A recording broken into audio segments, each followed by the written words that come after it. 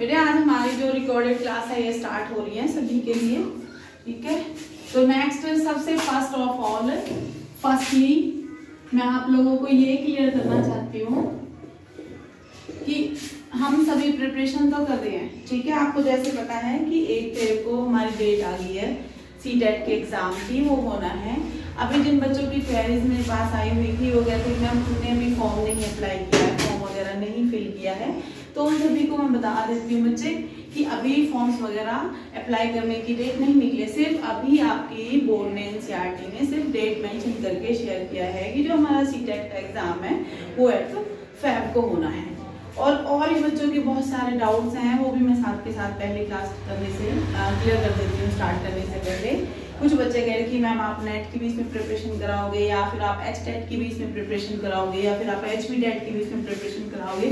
तो यस, जो स्टूडेंट्स हैं, जो मेरे बीएड के स्टूडेंट्स हैं, उनकी मैं 1100 में, चाहे वो हमारा एचटेट का पेपर आता है, चाहे वो हमारा यूजीसी नेट का एग्जाम आता है, इवन चाहे वो हमारा कोई भी गवर्नमेंट जॉब के सिलेक्शन से रिलेटेड कोई भी पेपर आता है, कोई भी एग्जाम देना है, जैसे केवीएस का निकला हुआ है अभी, उसमें सीटेट की भी जरूरत नहीं है। आप लोगों की अवेयरनेस के लिए बता देती हूँ, जिन बच्चों को नहीं पता है उसकी भी हम प्रिपरेशन कराएंगे। और बार बार मैं ग्रुप में इसीलिए आप लोगों से जुड़े रहने के लिए बोल रही हूँ बार बार कि जो भी चीज़, जो भी डिटेल्स हैं, जैसे अभी चंडीगढ़ सेंटर्स के पेपर एग्जाम्स होने हैं, ठीक है, टीचिंग एबिलिटी वाले, वो सारे, और यहाँ पे तो इवन प्राइवेट स्कूल्स भी इतने अच्छे हैं कि आप वहाँ भी अप्लाई कर सकते हो। इन सभी की प्रिपरेशन और इन सभी की जो वैकेंसी मैं खुद आपको ग्रुप में शेयर करूँगी।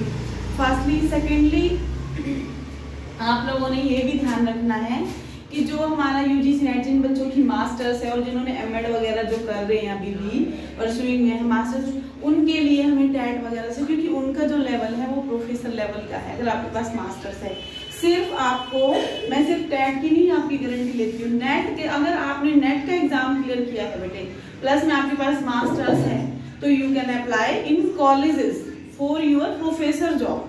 तो मैं सभी को ये भी साथ में ही गाइड करना चाहती हूँ कि आपकी किसी भी सब्जेक्ट में मास्टर्स है, प्लस आपने बीएड की हुई है, तो आप किसी भी कॉलेज में, ना कि किसी स्कूल में, तब मैं ये नहीं चाहती कि आप सिर्फ स्कूल तक ही सीमित रह जाओ, आप किसी कॉलेज में भी उसके लिए अप्रूवल किसी यूनिवर्सिटी से भी ले सकते हो। अगर आप नेट का पेपर क्लियर कर लेते हो तो it is very very important to clear your NET exam also, ठीक है। और पीएचडी के लिए भी आगे आपको हायर एजुकेशन में जाने के लिए भी आपके रास्ते खुल जाते हैं। तो बेटे ये तो आपकी सारी डिटेल्स और नॉलेज थी जो आप लोगों के लिए जरूरी थी। HTET, CTET, net, KVS, DVS, जिनकी भी निकलेगी, कोई भी भर्ती होती है, कोई भी टीचर्स की वैकेंसी निकलती है, वो मैं खुद आपको डालूंगी, बताऊंगी पेपर में क्या आना है, व्हाट इज द सिलेबस, और साथ में उसकी प्रिपरेशन भी करूंगी, क्लियर। अब जो हमारे एग्जाम फर्स्टली हम उसे ऐसे ही लेते रहेंगे, जैसे हमारा सीटेट आया, हमारा एचटेट आया, हमारा नेट आया, तो उसी के अकॉर्डिंग हम स्टेप बाय स्टेप सारी चीजें क्लियर करते रहेंगे। कुछ बच्चे मेरे बीएड वाले पहले भी थे, कुछ मेरे नॉन भी थे, जिनको मैंने पहले भी अपने टेट वगैरह की प्रिपरेशन कराई है, थोड़े बहुत नोट्स प्रोवाइड किए थे, फिर भी उन बच्चों के पेपर क्लियर हो गए हैं। ऐसा कोई प्रॉब्लम नहीं है कि बहुत मुश्किल है टेट का पेपर निकालना, बल्कि ईजी है। और सीटेट को तो मैं कहूंगी कि it is very very simple and easy paper also.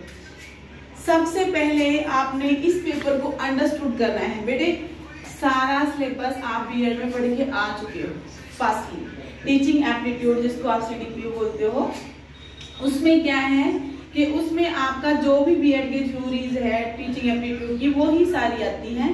But आपने ये देखना है कि जो क्वेश्चंस आए हैं हम उनका आंसर कैसे निकालें, ठीक है, जो पास के होते हैं। तो उसके लिए हमें क्या करना है, सबसे पहले हमें क्या जानना है कि जो हमारा सीटेट का पेपर है उसका एग्जाम पैटर्न कैसा है।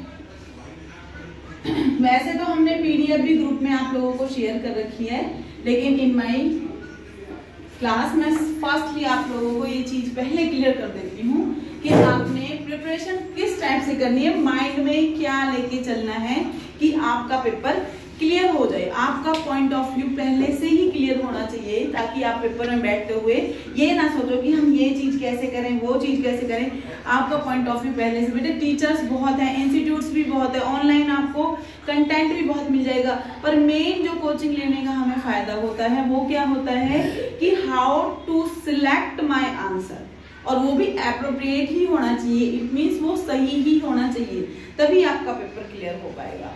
ओके, तो अब इसमें क्या है बेटे, फर्स्टली जैसे हम कहते हैं जो टीचिंग एप्टीट्यूड है, ठीक है।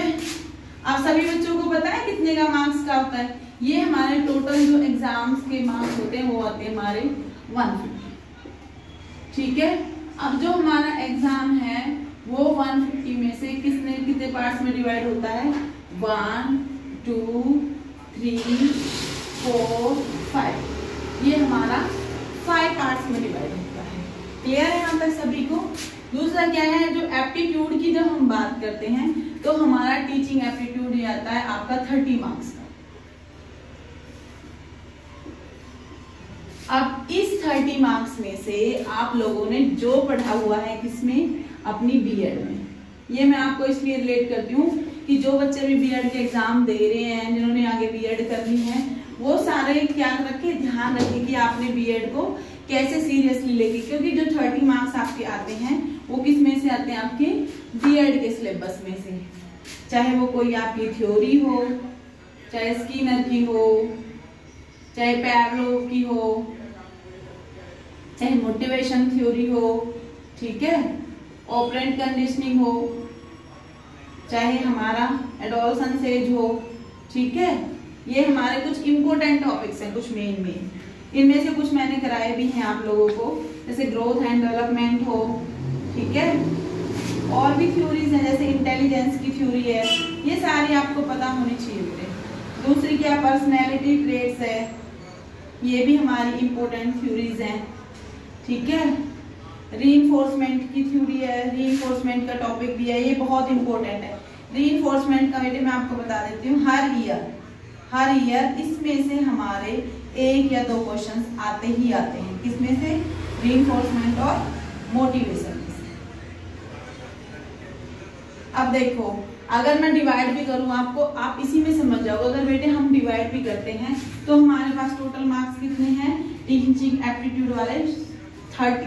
अब तुम ध्यान रखना, इन थ्योरीज में से इसमें से 5 का भी आपका हम आए 2 या 1 करके या 2 करके, क्योंकि हमारे 3 इसमें थ्योरोलॉजिस्ट हैं, ठीक है। ऐसे ही 5 का हम इसमें डालें, 5 का हम इसमें डालें, 5 का हम इसमें डालें, 5 का इसमें, 5 का इसमें और 5 का इसमें, तो ऑलरेडी हमारे कितने हो गए बेटे, ये हमारे मार्क्स कितने हो गए, टोटल 30, ठीक है। अब ये सिंपल सी बात है, इनमें से 30 मार्क्स में से हमें पूरे 30 नहीं लेने, 25 भी अगर आप गेन कर पाते हो तो मैं आपको लिख के दे सकती हूँ, आपका टेट का पेपर निकल जाएगा। वो मैं आगे बताऊंगी कैसे, ठीक है।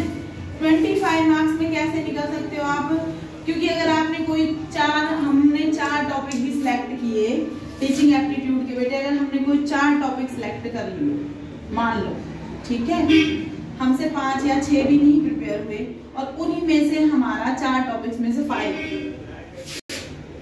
तो इट मीन्स हमारे चांसेस बढ़ जाएंगे।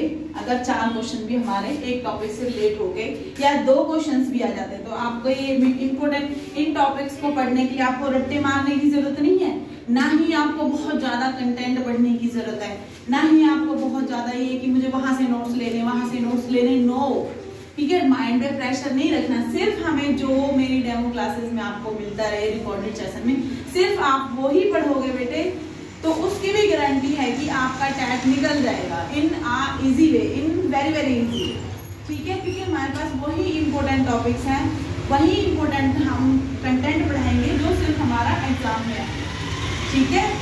वो नहीं पढ़ाएंगे कि जो आप कहीं से भी, अब मान लिया यूट्यूब से आप कहीं से ले रहे हो या कहीं से बने बनाए नोट्स ले रहे हो, अब वो आपको इतना ब्रॉड लिख के दे रहे हैं, हो सकता है आपकी टीचिंग पेडागोजी को खत्म होते होते ही 2 महीने लग जाए और आपके पास टाइम ही कितना है, सिर्फ 2 मंथ। फिर आप अपना पेपर कब पढ़ोगे, जो आपके ओन सब्जेक्ट हैं टीचिंग वाले, और लैंग्वेज के तो फिर आप बात ही छोड़ दो, वो तो फिर आप एग्जाम में, वो तो पहले लास्ट में होती है, और लास्ट के चक्कर में क्या होता है कि बच्चे लास्ट में बस टाइम ही नहीं बचता, सारा निकल जाता है और बस ऐसे टिक करके आ जाते हैं। तो लैंग्वेज के 30 मार्क्स तो समझ लो गए आपके, 60 मार्क्स, क्योंकि लैंग्वेज अगर आपको आती है तो वो भी आपके लिए बहुत इंपॉर्टेंट है।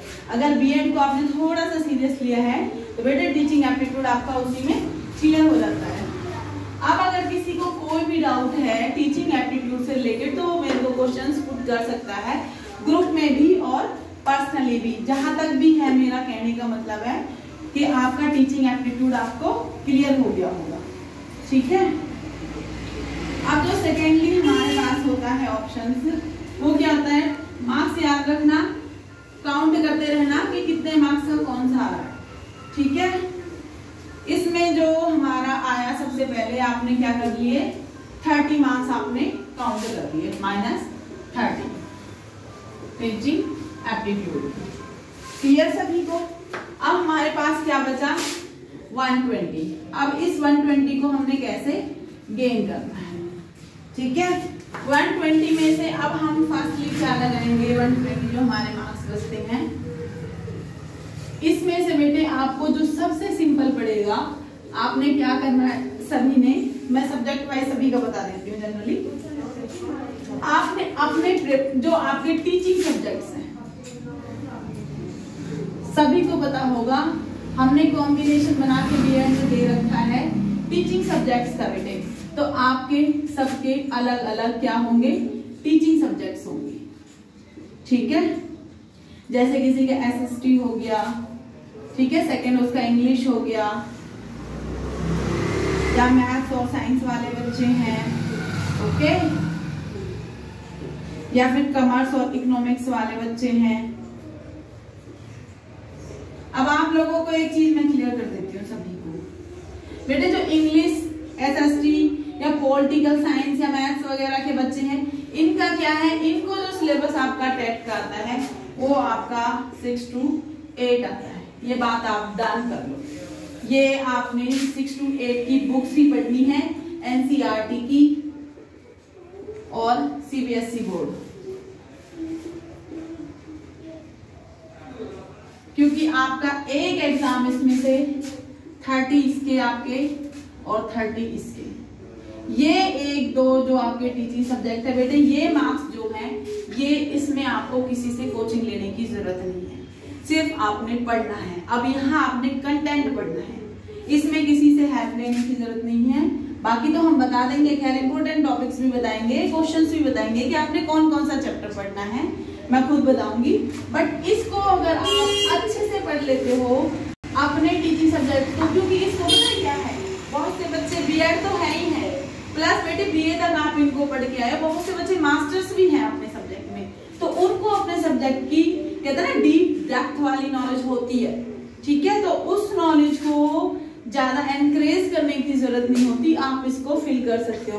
अगर बहुत ज्यादा भी नहीं, आप इसमें से 20, ठीक है, और 20 मार्क्स भी लेते हो, वैसे तो एवरेज 25 की है, 22 प्लस यानी 44 मार्क्स भी अगर आप इसमें से लेते हो, सिंपल से सिंपल मैं आपको बता दूं, ठीक है।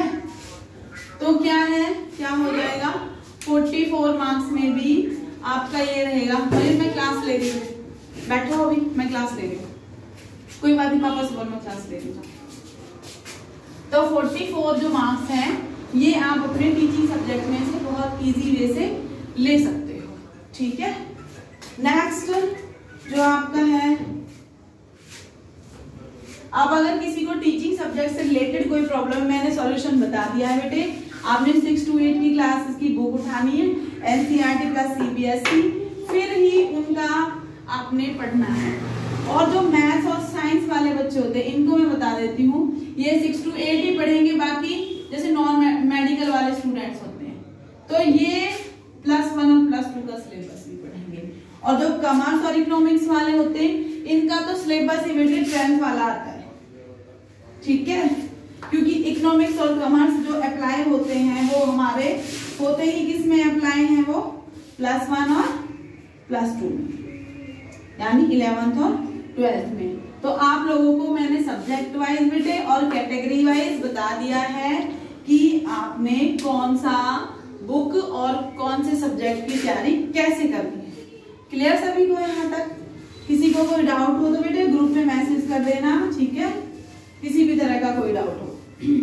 बट जो आपको एक फैसिलिटी मैंने दी है उसका टाइम बेटे लिमिटेड है, ठीक है। और आप अगर ये अपॉर्चुनिटी मिस करते हो तो आप बहुत इसके बाद पछताओगे। ठीक है, अब हमारे पास जो बचते हैं बेटे 3 टॉपिक्स हमारे क्लियर हो गए। उसके बाद हमारे पास बचते हैं जो 60 मार्क्स बचते हैं, वो हमारे बचते हैं लैंग्वेज की। लैंग्वेज यानी हिंदी, जनरल हिंदी होती है वैसे तो, बट वही टैट वगैरह का है तो थोड़ी सी स्पेसिफिक कर देते हैं उसे, और जनरल इंग्लिश। अब ये आपकी 30A और 30A, ठीक है, इसमें से आप 15 मार्क्स भी गेन करते हो तो भी आपका पेपर क्लियर हो जाता है। कैसे कि जो आपकी जनरल इंग्लिश होती है, इसमें आप हिंदी में आपको बेटे व्याकरण पे फोकस करना है, थोड़ी बहुत देखने, जैसे विलोम शब्द हो गया, संसर्ग हो गए, संधि विच्छेद हो गए, ये सारी चीजों का सिलेबस आता है। ठीक है, जो आपकी बेसिक ग्रामर होती है। और जनरल इंग्लिश में प्लस आपके पास ना पैराग्राफ्स भी आते हैं, पैराग्राफ्स दोनों में से, जिसमें से आपके लिए आंसर्स सर्च करना आसान तो होता है, बट एक चीज और है, उसके लिए मैं इंपॉर्टेंट बता देती हूँ। जो पैराग्राफ आप लास्ट में डालते हो, अब यहाँ पे बच्चे क्यों मार खाते हैं, जैसे ही पेपर आप देने बैठते हो, स्टार्टिंग के पेपर में आप टाइम लगा देते हो, टीचिंग पेडागोजी आपका हाफ टाइम खा जाती है, मैं लिख के दे सकती हूँ।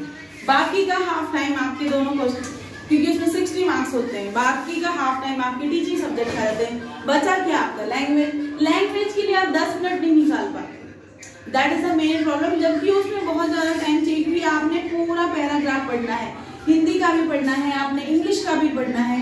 उस पैराग्राफ में से फिर आपने क्वेश्चन सिलेक्ट करने हैं। इट मीन्स वो चीजें हमारे लिए क्या होती हैं, वो चीजें हमारे लिए मुश्किल हो जाती हैं, और लास्ट में हम बस ऐसे ही देख के कि टाइम नहीं बच रहा है, टाइम ओवर होने वाला है, और फटाफट टिक कर लेते हैं। इसलिए बेटे अगर मेरे पैटर्न से चल रहा है, मैं ये नहीं कह रही आप लोगों ने मेरे ही पैटर्न से चलना है, बट मैं आपको सीरियसली बता देती हूँ, जब मैंने सीटेट, एसटेट और यूजीसी नेट का एग्जाम दिया था, मैं आपका पर्सनल एक्सपीरियंस आप लोगों से शेयर करती हूँ। मैं कभी भी पेपर को मतलब सीधी तरफ से करती नहीं थी, उसके पीछे भी एक लॉजिक है जो मैंने अभी तक सिर्फ अपने स्टूडेंट्स को ही शेयर करूंगी। वो लॉजिक क्या था कि हमेशा हमारा जो एग्जाम होता है ना, चाहे आप कोई भी एग्जाम दो, वो क्या बना होता है हमारा बेटे, सिंपल टू कॉम्प्लेक्स। समझ रहे हो, सिंपल टू कॉम्प्लेक्स। अब ऐसा तो नहीं होता कॉम्प्लेक्स टू सिंपल, ये तो उल्टा हो गया। तो हमें पेपर कैसे बनाना है, हमें बनाना है जो हमारा डन करने का तरीका है वो क्या होना चाहिए, कॉम्प्लेक्स टू सिंपल। वो क्यों होना चाहिए, क्योंकि जैसे हम स्टार्टिंग में ये सोचते हैं कि जो स्टार्टिंग का पेपर है वो हमारा बहुत टफ होगा, हम स्टार्टिंग में पॉइंट ऑफ व्यू को लेके बैठेंगे, और लेकिन हमारा पेपर क्या होता है, स्टार्टिंग के क्वेश्चंस हमको समझ में आते हैं, लेकिन लास्ट तक हमारे पास टाइम नहीं बचता। ठीक है, तो आपने फटाफट, अगर आप करना चाहते हैं, ये नहीं कि हर एक बच्चे पे अप्लाई होगा, ये मेरा पर्सनल एक्सपीरियंस है। पहले आप लोगों को प्रैक्टिस करनी है, ऐसे पेपर में बैठ के पीछे से स्टार्ट नहीं करना है। पहले आप लोगों को इस चीज की प्रैक्टिस करनी पड़ेगी कि आपने पीछे से पेपर देना है, जो हम क्वेश्चन ये देते हैं। तो उसमें क्या है, तो आपके पैराग्राफ जो 5 मार्क्स का आता है, ये समझ लो, ये आपके 10 नंबर फ्री के हो गए,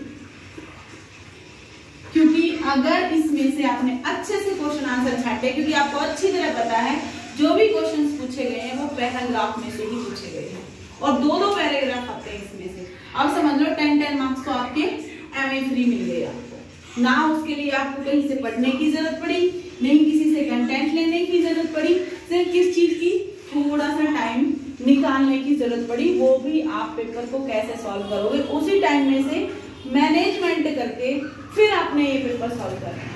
अगर आप चाहो तो आप पहले लैंग्वेज ही सॉल्व कर सकते हैं। ठीक है, क्लियर हुआ बेटे। और बाकी का आपका ग्रामर का आता है, उसमें चाहे आप टिक करो, अगर आपको नॉलेज है, बेसिक नॉलेज है, तो हिंदी के आप ज्यादातर, इसमें कोई मुश्किल नहीं होता, 15 मार्क्स बच्चों के आराम से आ जाते हैं।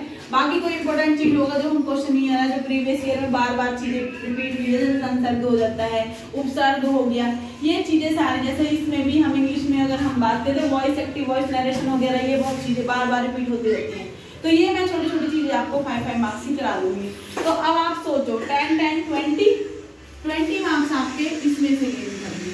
अब आप मेरे को थोड़ा सा जूम करके एक बार मैं आपको और पैटर्न समझा देती हूँ कि आपने कितने मार्क्स लेने हैं और किस पे, जैसे आप अगर एससी कैंडिडेट हो, एससी हो, एसटी हो, जनरल हो, ओबीसी हो, ठीक है, वो आपका पेपर किस टाइप से आता है वो मैं आप लोगों को बता दूँ, और कितने कितने मार्क्स पे आपका एग्जाम क्लियर हो जाता है। इसमें क्या है आपके एग्जाम में सबसे मेन,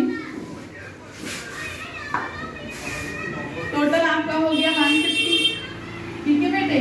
इसमें से जो हाईएस्ट है वो होती है जनरल कैटेगरी, ठीक है। वो क्या है जनरल कैटेगरी, जैसे आप कहीं अदर स्टेट का दे रहे हो, वो भी जैसे फॉर एग्जांपल आप हरियाणा से हो और आप हिमाचल का पेपर दे रहे हो तो आपको 90 मार्क्स लेने पड़ेंगे, ठीक है।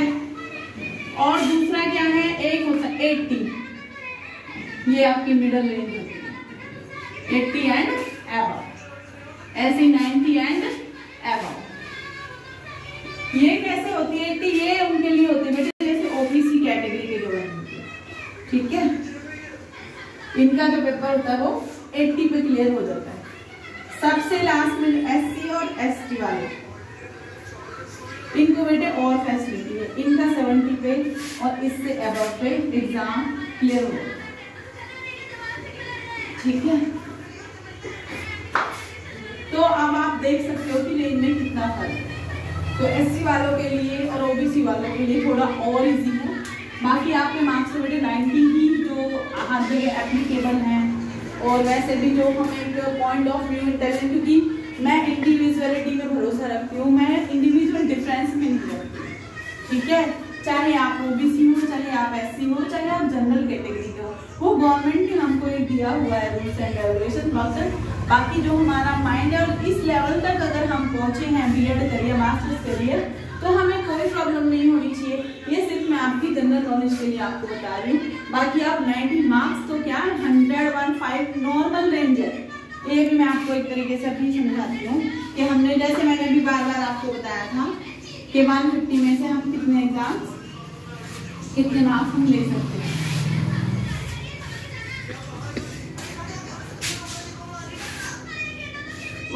में से अगर हम आपका बता दें, जो पेडागोजी है, आप इधर अगर आप मेरी क्लास लोगे, फर्स्ट 30 में से आपके 25 मार्क्स अगर आप मेरे तरीके से पढ़ोगे, टर्न करके दोगे, ये मेरा आपको कि जो थ्योरी, जो कंटेंट, जो मैं आपको मैटर बताऊं, आपने अगर सीरियसली पढ़ना है तो you can achieve 25 marks easily.